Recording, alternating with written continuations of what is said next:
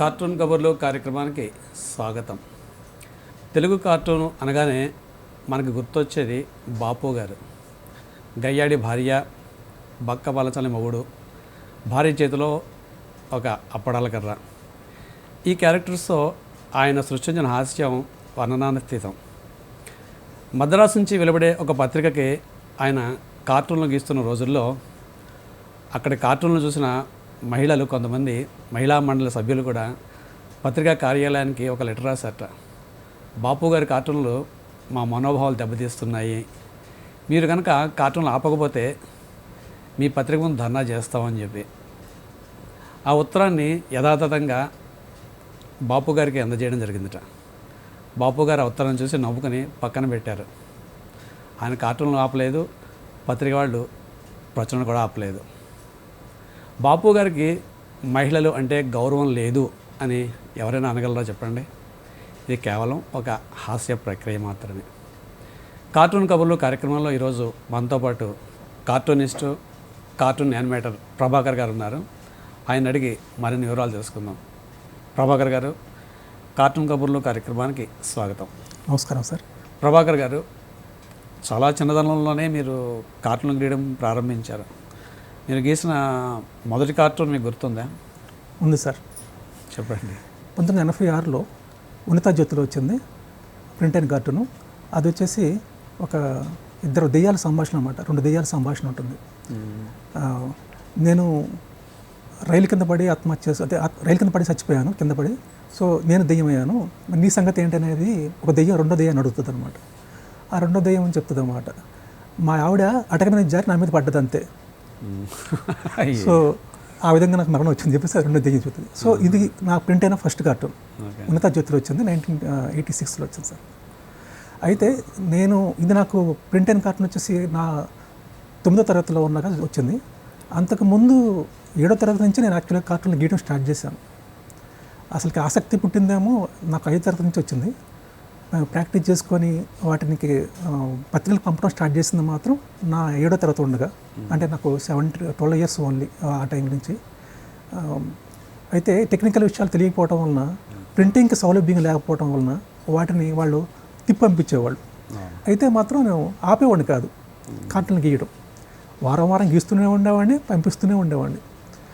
అయితే ఇంట్లో వాళ్ళు ఇలా పదే పదే దండయాత్రలు చేసేసి వెనక రావడం వలన ఇంట్లో వాళ్ళ నుంచి కూడా ఫోర్స్ వచ్చేసి, తల్లిదండ్రుల నుంచి కూడా వాళ్ళు కొంచెం నిరుత్సాహపరుస్తూ, చదువు మీద కాన్సన్ట్రేషన్ చేయకుండా నువ్వు ఇటువంటి పని చేస్తున్నావు అని చెప్పి తిడుతూ ఉండేవాళ్ళు అనమాట. కానీ వాళ్ళకి చెప్పిన అప్పుడు తలకాయ ఉంచుకునేవాడిని, కానీ తర్వాత నేను ఆపేవాడిని కాదు. ఇది మళ్ళీ ఇక రాను రాను ఇది ఎక్కువ అవుతుండడం వలన, సరే ఇంటికి పోస్టులు వస్తుంటే, రిటర్న్ పోస్టులు వస్తుంటే కనుక తెలిసిపోతుంది, ఇక వీళ్ళు నేను ఇంకా తిట్లు ఎక్కువ అవుతున్నాయి అనే ఉద్దేశంతో ఫ్రమ్ అడ్రస్ ఈసారి నేను చదువుకున్న స్కూల్కి, హై స్కూల్కి ఇచ్చేవాడు. పామర్ హై స్కూల్కి అడ్రస్ ఇస్తే అక్కడికి తిరిగి వచ్చాయి. అలా జరుగుతూ ఉన్న టైంలో ఒక 2 ఏళ్ల తర్వాత ఒక రోజున పోస్ట్ మ్యాన్ తిరిగి వచ్చిన కార్టూన్లు ఇవ్వడానికి వచ్చినప్పుడు, అక్కడ ఆ టైంలో నేను క్లాస్ రూమ్కి వాటర్ తాగడం కోసం బయటకు వెళ్తే దాన్ని మా ఫ్రెండ్ రిసీవ్ చేసుకున్నాడు, ఆ కవర్ని. అది ఓపెన్ చేసి ఇతనికి వాడి ఉద్దేశం ఏంటంటే ఏదో పత్రిక నుంచి వచ్చిందని చెప్పేసి స్టాంప్ కనిపించింది, వీడికి పత్రిక నుంచి రావడం ఏంటి అనేది ఆయనకి అర్థం కాక నా ముందు ఓపెన్ చేసి చూశాడు. లోపలేమో నీట్గా తయారు చేసుకున్న కార్టూన్లు కనిపించింది వాడికి. వాడు అది చూసి స్టన్ అయ్యాడు అనమాట. వీడు రోజు చూసే వీడి దగ్గర ఎంత టాలెంట్ ఉందా అని ఆశ్చర్యం అనిపించింది. సో ప్రభా, ఏంట్రా ఈ కార్టూన్లు ఇవి, ఎవరు గీసారా ఇవి, నీ సంతకం ఉందని చెప్పన్నాడు. నా సంతకం ఉందని నేను గీసినారా, నేను గీసిన చెప్పంటే, నువ్వు ఎంత మంచి ఆర్ట్ ఎక్కడ గీసావరా అని చెప్పంటే, లేదు నాకు చిన్నప్పటి నుంచి ఇష్టం అని చెప్పన్నాడు. అరే నాకు చాలా ఇష్టం రా, నాకు కొంచెం జరపవా అని చెప్పన్నాడు.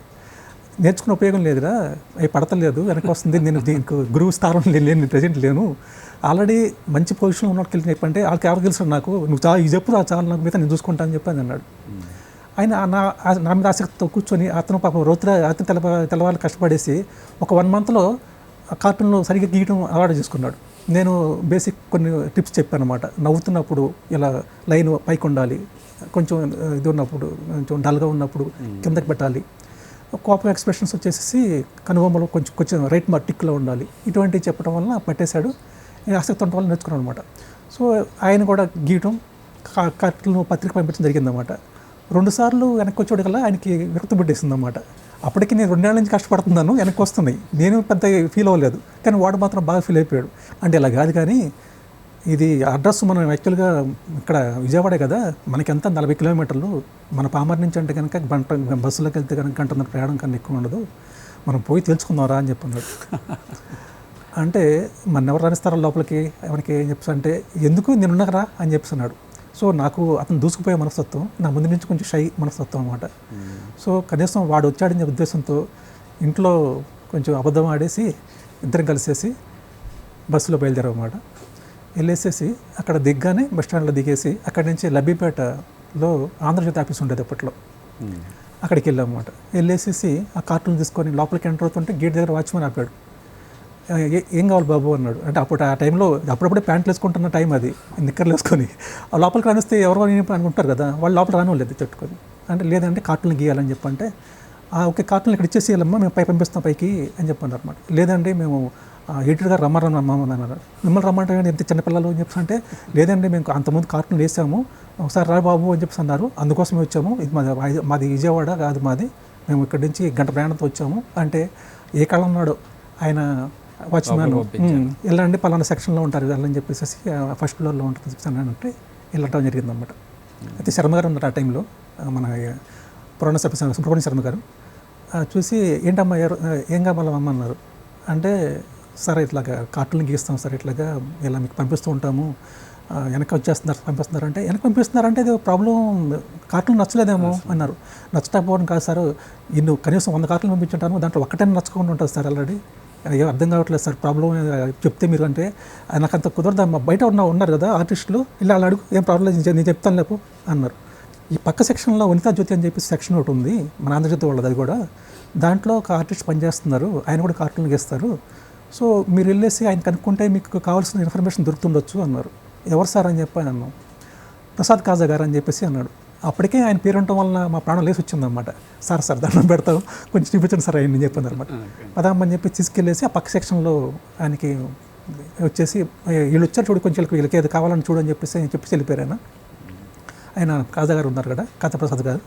చూసి వెళ్ళేసి మేము నమస్కారం పెట్టేసి, సార్ ఇట్లాగా మాది పక్క ఊరండి, మేము చిన్న టౌన్ నుంచి వచ్చాము, ఇలాగ ఇస్తున్నాం, ఈ ప్రాబ్లమ్స్ అని చెప్పుకున్న తర్వాత ఆయన ఓపికగా చాలా ఆప్యాయంగా దగ్గర తీసుకొని, ఏం పర్లేదమ్మా నీకు ఉన్నాయి, చూపించండి, మీ కార్టూన్ చూపించండి, ఎందుకు రిటర్న్ వస్తుంది చెప్తాను నేను అని చెప్పన్నారు. నీ కార్టూన్ నేను చూపించామాట. చూపిస్తే చూడమ్మా మీ కార్టూన్లో బొమ్మలు బాగున్నాయి, ఐడియా కూడా బాగానే ఉంది, బ్రహ్మాండం చెప్పను కానీ బాగానే ఉంది, సో కాకపోతే అంటే టెక్నికల్ ప్రాబ్లం ఒకటి ఉంటుంది ఇక్కడ, మీరేమో ఆల్రెడీ ఒక అంగుళము అరంగుళంతో కార్టూన్లు గీస్తున్నారు, ఇది అసలు ఈ పద్ధతి కాదు, ఇది ఏంటంటే ప్రూఫ్ తీసుకోవాలి, ప్రూఫ్ తీసుకున్నప్పుడు దీంట్లో ఉన్న లైన్స్ మరీ సన్నగా అయిపోయేసి ప్రింటింగ్లో కనిపించవు, దానికి చేయాలంటే కనుక దానికి ఒక సైజు అంటూ ఉంటుంది, 4x6 ఇంచెస్ సైజులో పెద్ద అక్షరాలతో లావుపాటి గీతలతో బొమ్మలు గీసి నీట్గా పెట్టుకుంటే బాగుంటుంది అని చెప్పేశారన్నమాట.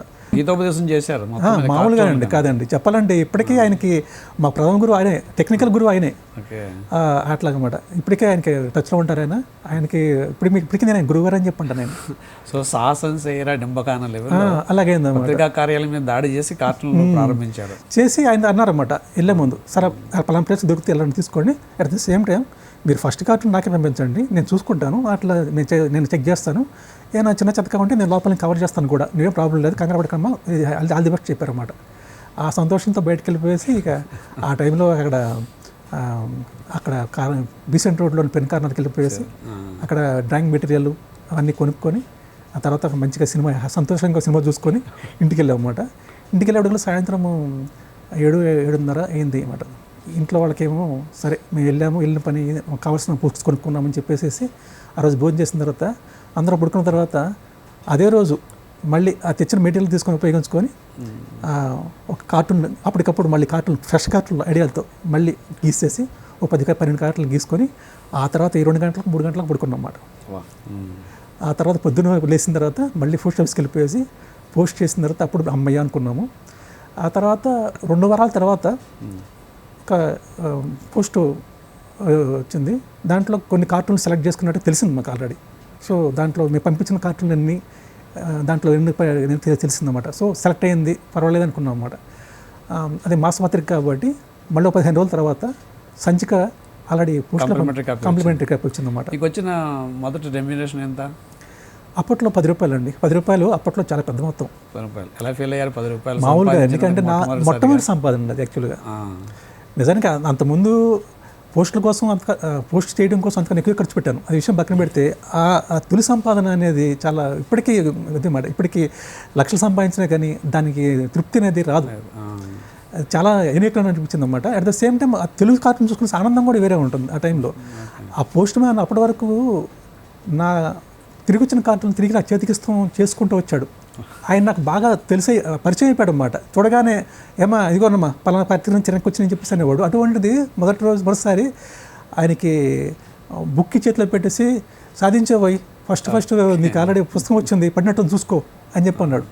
ఆయన ముందుగానే ఆ పైన కవర్ చింపేసేసి ఓపెన్ చేసుకొని చూసుకొని అది గబుక్కున హత్తుకొని అక్కడ మాకు నాతో పాటు వచ్చిన ఫ్రెండ్ అని చెప్పా కదా, ఆయన పేరు అప్పారావు అన్నమాట. తర్వాత బాబీ పేరుతో ఆయన కూడా కార్టూన్ గీశాడు. మాకు 2 వీధుల అవతలు ఉంటాడు అనమాట మా ఏరియాలోనే. అట్లా చంకలో పెట్టుకొని పరిగెత్తుకుంటూ పోయేసేసి అరే బాబీ పడినీరా మన కార్టూన్ పడినీరా అని చెప్పేసి అంటే వాడు చాలా సంతోషపడిపోయేసి. 2 సంవత్సరాల్లో దాదాపు యుద్ధం చేశారు మొదటి కార్టూన్ పడడం కోసం. అవునండి. ఇంత యుద్ధం చేయడానికి మీకు ఇంత ఇన్స్పిరేషన్ ఎలా కలిగింది అసలు?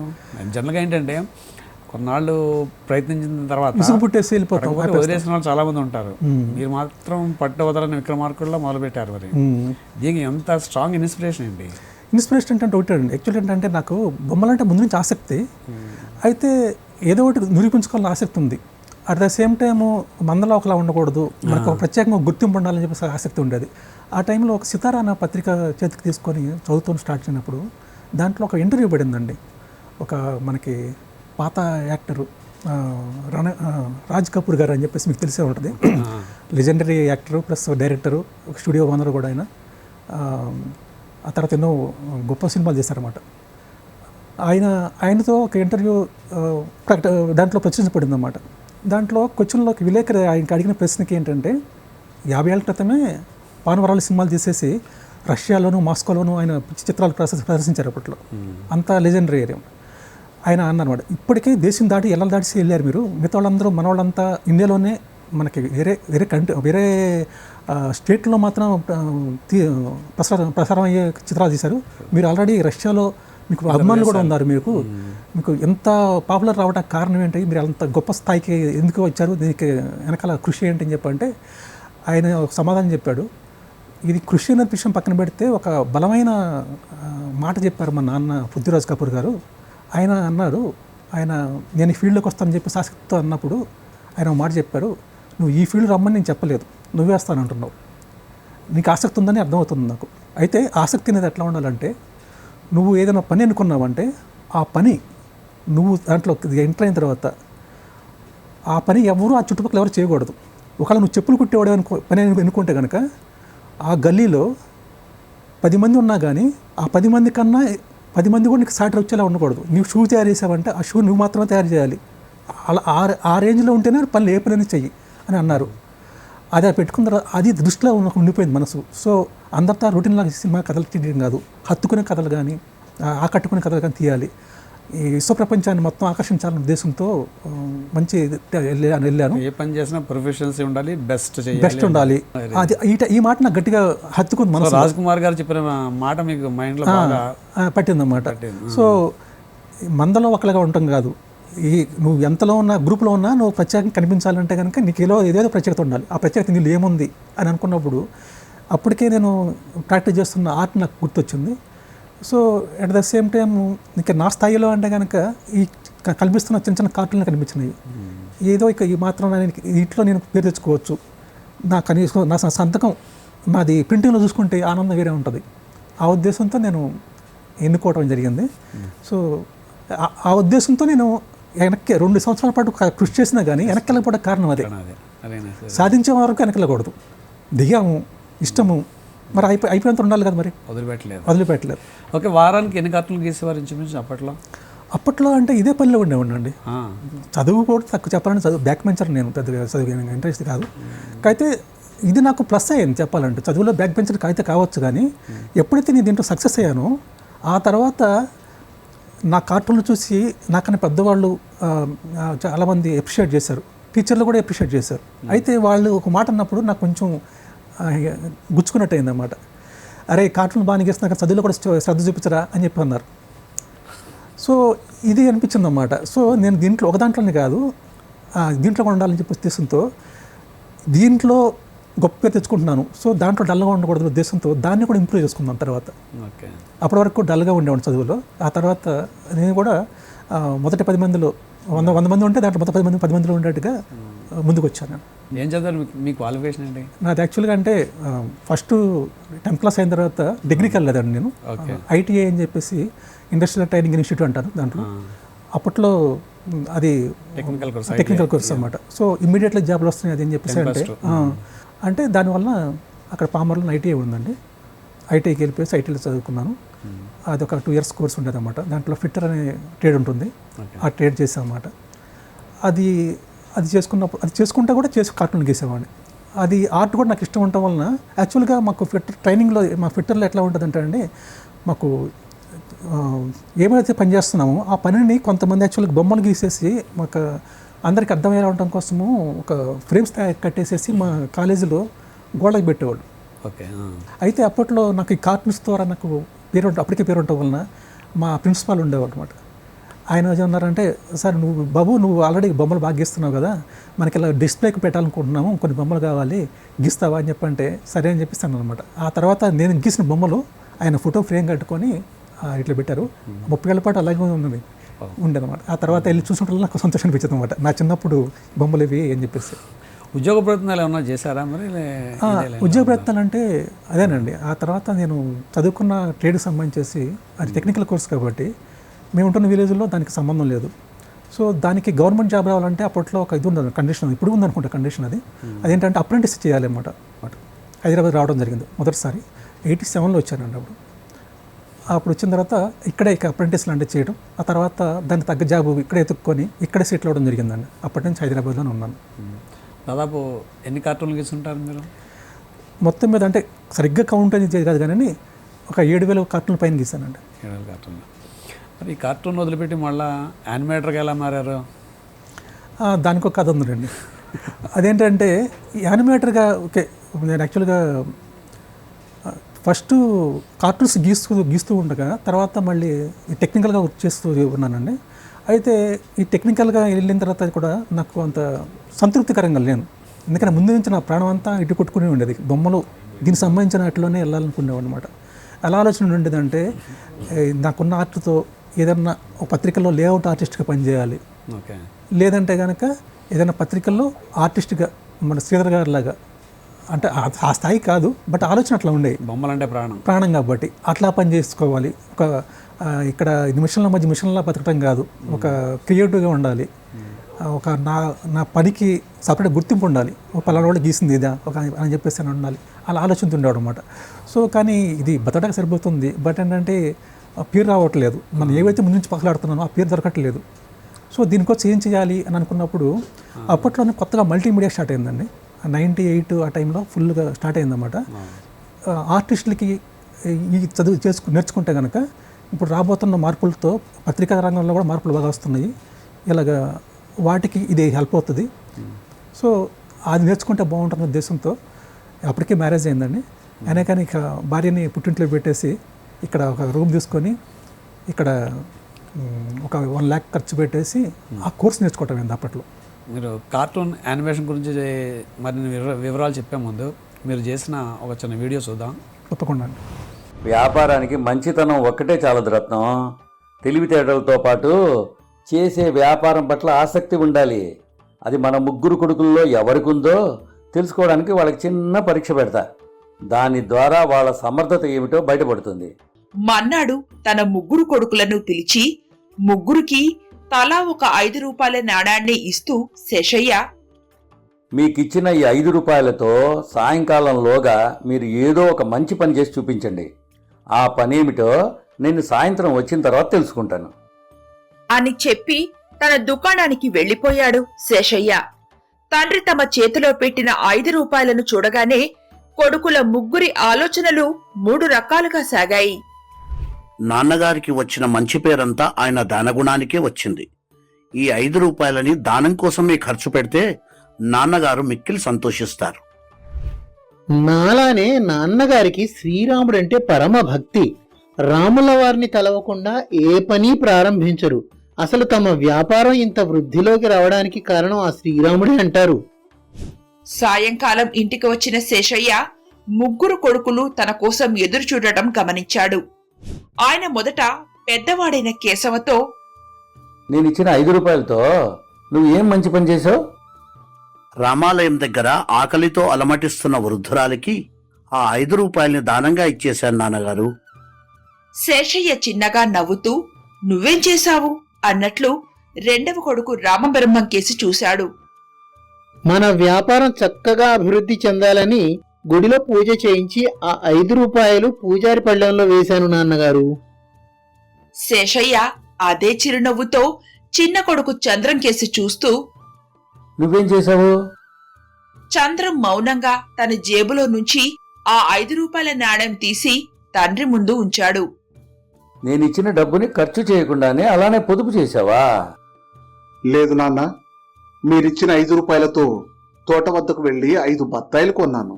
అంగడి వీధిలో ఒక అరుగు పక్కన కూర్చుని ఇవి మేలు జాతికి చెందిన పోషకాలతో కూడిన బత్తాయిలని చెప్పి వాటిని 10 రూపాయలకు అమ్మాను. చాలా బాగుందండి మీ వర్క్ కానీ యానిమేషన్ కానీ. మరి యానిమేషన్ అంటే చాలా కొన్ని వందల మంది పనిచేస్తారు. 24 ఒక మూమెంట్కి 24 ఫ్రేమ్స్ గీయాలి. మరి ఇవన్నీ కూడా ఉంటాయా? ఉంటాయండి. యాక్చువల్గా అంటే ఇప్పుడు ఇంతకుముందు అదే పద్ధతి నడిచిందండి. ఇప్పటికి కూడా నడుస్తున్నాయి. ఇప్పుడు కూడా విఎఫ్ఎక్స్లు అనేవి చాలా వస్తున్నాయి. కానీ దానికి వీటిలో కూడా 2D అని 3D అని మాయా అని చెప్పేసి ఎన్నో డివిజన్స్ ఉంటాయండి. అయితే ఈ 2D యానిమేషన్కి ఇప్పుడు నేను చేస్తున్న 2D యానిమేషన్, ఈ 2D యానిమేషన్ కింద ఎట్లా ఉంటుందంటే అండి, మీరు ఇందాక చెప్పినట్టు 15 నిమిషాల వీడియో తయారు చేయాలంటే దానికి కంప్యూటర్ మీద దాదాపు 100 గంటల పాటు వర్క్ ఉంటుందండి. 100 గంటలు అంటే సపోజ్ ఒక 4 నెంబర్స్ పనిచేస్తున్నారు అనుకోండి, ఒక 20 గంటలు పని చేయాలంటే ఎంత టైం అవుతుంది అట్లా. సో ఒకళ్ళే పని చేయాలంటే కనుక 100 గంటలు, దాదాపు ఆల్మోస్ట్ రోజుకి 12 గంటల పాటు కష్టపడినా కానీ ఒక 1 వీక్ పైన అవుతుందన్నమాట. మీరు ఎన్ని గంటలు పని చేస్తారు రోజుకి? నేను అంటే స్టార్టింగ్ చేసినప్పుడు ఎవరి సహాయం లేకుండా ఒక్కడే చేసుకున్నాను. అప్పట్లో నాకు మొదట్లో 10 రోజులకు ఒక వీడియో పెట్టేవాడిని. తర్వాత ఇప్పుడు వచ్చేసేసి నేను నా ఛానల్లో ప్రతి వారం ఒక వీడియో పెడుతున్నాను. ఎంతమంది పని చేస్తున్నారు మీ దగ్గర? అంటే ఇప్పుడు అంటే నేను సొంతంగా పెట్టుకుంటున్నానండి. నేను ఒక ట్రైనింగ్ ఇచ్చుకున్న ఒక వ్యక్తి మాత్రం నాకు కొంచెం హెల్ప్ చేసుకుంటాడు. అతను సహాయం చేసుకుని నేను చేస్తున్నాను ప్రజెంట్ అయితే. వెనకాల డబ్బింగ్ అది కూడా ఉంటుంది కదా, ఈ సింక్రనైజేషన్ కానీ డబ్బింగ్ కానీ దాని డబ్బింగ్ మిక్సింగ్ కానీ ఇదంతా ఎలా చేస్తారు? అవునండి, ఉంటుందండి. ఎందుకంటే ఇప్పుడు ఇదేదైనా సరే ఇప్పుడు మీకు టీవీ సీరియల్లో ఎలాగో ఇది కూడా అంతే ఉంటుంది. అయితే సినిమాలకి దీనికి వచ్చిన డిఫరెన్స్ ఉందండి. సినిమాలకంటే ఎట్లా అంటే ఫస్ట్ వాళ్ళు అంతా షూట్ చేసేసి ఆ తర్వాత డబ్బింగ్ థియేటర్లో డబ్బింగ్ చెప్తారు మనకి, ఆ లిప్ సింకింగ్ కలుపుకుంటాకి, దాన్ని చూసుకుంటే సంభాషణలు కూడా. కానీ దీని రివర్స్ అండి. ఇది ఫస్టే మనం అలా కథ తయారు చేసుకున్న తర్వాత ఆ కథని ప్రొఫెషనల్ కథ కూడా మీరే తయారు చేసుకుంటారు? స్టోరీకి రాసుకుంటాను సార్. నేను డైలాగ్స్ మీవే? డైలాగ్స్ స్క్రీన్ ప్లే మీదే మొత్తం అదేనండి. చేసుకొని నాకు మొత్తం అంతా ఆ సంభాషణలతో సహా మొత్తం డబ్బింగ్ చెప్పించేసుకొని ఆ డబ్బింగ్ ఆడియో అయితే ఉంటుందో ఆ ఆడియోని ఫస్ట్ యూజ్ చేసుకొని దాని తగ్గ పాత్రలను పెట్టుకొని నడిపిస్తాం అన్నమాట. సో దీనికి రివర్స్ ఏంటంటే ఫస్ట్లోనే డబ్బింగ్ అయిపోతుంది. కథ అయిపోయిన తర్వాత డబ్బింగ్ అయిన తర్వాత అప్పుడు యానిమేషన్ ఉంటుంది. సినిమాకి వచ్చేటిగా ఎట్లా ఉంటుంది అంటే డబ్బింగ్ లాస్ట్లో ఉంటుంది. డబ్బింగ్ ఎలా చెబుతారు? డబ్బింగ్ అనేది యాక్చువల్ అంటే దీనికి ఉన్నాయండి ప్రొఫెషనల్స్ చేసే పద్ధతి. అంటే కనుక దీనికి ఆల్రెడీ స్టూడియోస్ ఉంటాయి. ఇప్పుడు సపోజ్ వాళ్ళ దగ్గరికి స్క్రిప్ట్ ఇచ్చేసేసామనుకోండి, వాళ్ళు మేల్ ఫీమేల్ ఆర్టిస్టులు వాళ్ళు డబ్బింగ్ భావవేశంతో చెప్తారు. తర్వాత క్లబ్ చేసేసి మనకి ఆడియో ఇచ్చేస్తారు అన్నమాట. అయితే నేను నా బడ్జెట్ అప్పుడు తక్కువ ఉండటం వలన నాకు తెలిసిన స్నేహితులనే అడగటం జరిగిందన్నమాట.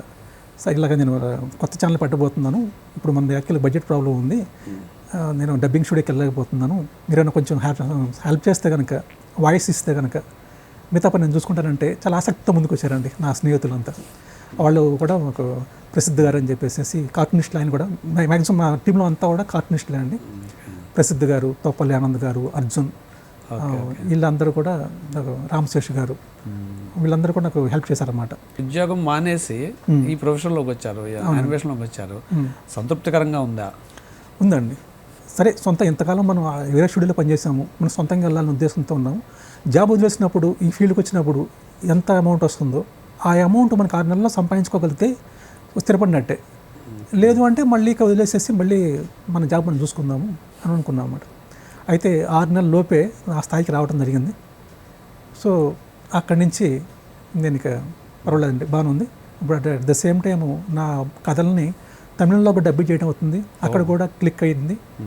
అక్కడి నుంచి కూడా కొంచెం రెవెన్యూ వస్తుంది, సంతృప్తికరంగా ఉందండి. కార్టూనిస్ట్గా మీకున్న మెమొరీస్ ఏమిటి? మెమొరీస్ అంటే చాలా ఉన్నాయి సార్. అది నాకన్నా పెద్దవాళ్ళు, వయసులో పెద్దవాళ్ళు ఆశీర్వదించటం చూసి ఎంతో బాగుంది బాబు, చాలా బాగుంది అని కొన్ని సాంఘిక సంఘటనలు, అదే మనకి సోషల్ గురించి, సోషల్ అవేర్నెస్ వచ్చే సంఘటనల గురించి వేసినప్పుడు కూడా పెద్ద వాళ్ళు మెచ్చుకోవడం జరిగింది. అట్ ద సేమ్ టైం దీంట్లో మెమరీస్ అంటే నేను ఫస్ట్ కార్టూన్లు సొంతంగా ప్రాక్టీస్ చేసినప్పుడు ఎవరో ఒకళ్ళని గురువుగా అనుకుంటామండి. అంటే అప్పట్లో నాకు పత్రికల్లో చూసినప్పుడు అందమైన బొమ్మలు గీసే రామకృష్ణ గారు, కార్టూనిస్ట్ రామకృష్ణ గారి బొమ్మలు చాలా అందంగా కనిపించాయి నాకు. ఆయన బొమ్మలు మొత్తం అన్నీ కట్ చేసుకొని ఒక తెల్లకైతే మొత్తం అంటించుకొని బోర్డు మీద వాటిల్ని అమ్మాయి బొమ్మలు అబ్బాయి బొమ్మల్ని మొత్తం డ్రా చేసుకుని గీసుకునేవాడిని. ఆయన నాకు ఏకలవ్య శిష్యుడు చెప్పాలంటే ఆయనకి. అలా అవి గీసాను అనమాట. అవి గీసి తర్వాత కార్టూనిస్ట్ అయ్యాను. నేను కార్టూనిస్ట్ అయిన తర్వాత హైదరాబాద్ వచ్చిన తర్వాత అనేక బహుమతులు మా గురువు గారు ఎవరైతే ఉన్నారో ఆయన తీసుకోవడం జరిగింది. అది నాకు గొప్ప ఇదే అండి, అది నాకు చాలా సంతృప్తికరమైన విషయం అనమాట. నేను ఆదర్శంగా తీసుకున్నాను, ఆయన నుంచే బహుమతులు అందుకున్నాను.